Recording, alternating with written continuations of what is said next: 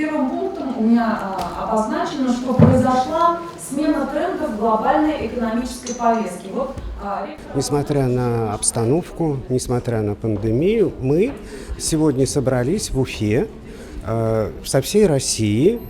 36 человек приехало к нам на наше совещание, выездное совещание, посвященное как раз обсуждению новой нормативной базы высшего образования и того, что, собственно, ждет биологическое образование.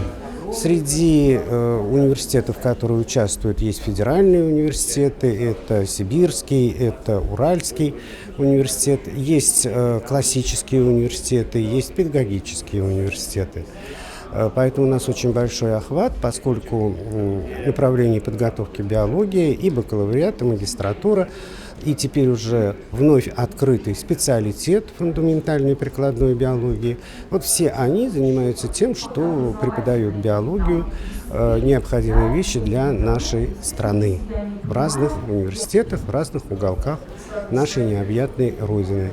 И сегодня в нашем заседании принимают участие зампредседателя ФУМО, Федерального учебно-методического объединения по физике, поскольку это наши коллеги, это те же самые естественные науки, что и биология, а также исполнительный директор Ассоциации классических университетов России. Вот, собственно, наша небольшая программа, рассчитанная на несколько дней. Программа насыщенная, поскольку очень много вопросов, которые требуют незамедлительного решения.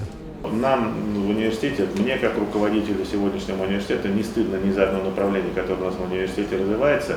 А за биологию, Александр Ильич, вы давно знаете Башкортостан, давно знаете наш университет. Действительно серьезная школа по различным направлениям. Как это не удивительно, многих это удивляет, когда приезжают люди и ожидают увидеть исключительно педагогическое направление, когда они видят кафедру или лаборатории по наноэлектронике, когда они видят по естественным научным дисциплинам, серьезное изыскание, научные школы, это, конечно, нас не может не радовать. Поэтому мы и дальше будем работать во всех направлениях, и нам очень приятно, что, несмотря на что у нас педагогический вуз, ФУМО по биологии проводится на нашей базе. Спасибо большое, коллеги, за внимание.